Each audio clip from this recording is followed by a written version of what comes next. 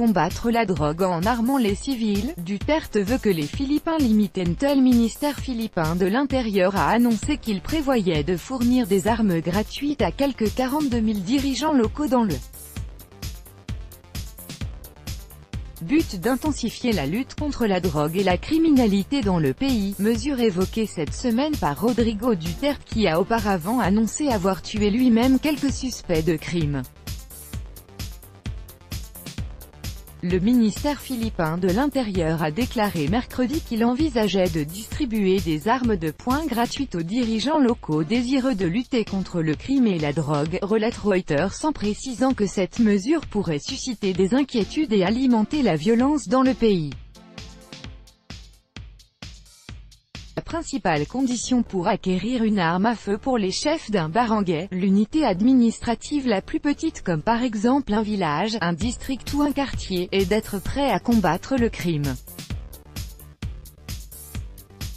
En outre, aucun candidat ne doit être lui-même impliqué dans des activités illicites. Selon le projet, lesdites armes seront fournies gratuitement ou l'État remboursera leur achat.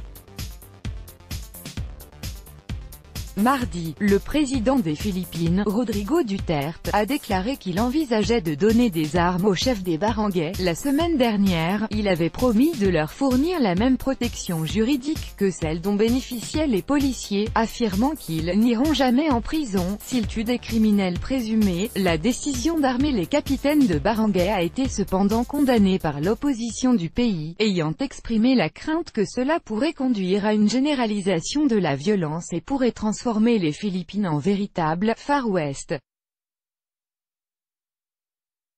Depuis son arrivée à la tête du pays en 2016, Rodrigo Duterte a lancé une vaste campagne anti-drogue promettant d'abattre jusqu'à 100 000 trafiquants et toxicomanes. Depuis son élection, plus de 4 000 trafiquants et usagers de drogue présumés ont été tués par la police. Les autorités enquêtent également sur plus de 2000 autres meurtres commis en relation avec la drogue par des inconnus. Auparavant, M. Duterte s'était vanté d'avoir personnellement tué au moins 3 suspects de crime. La politique du président philippin a été dénoncée par l'ONU et de nombreux groupes de défense des droits de l'homme.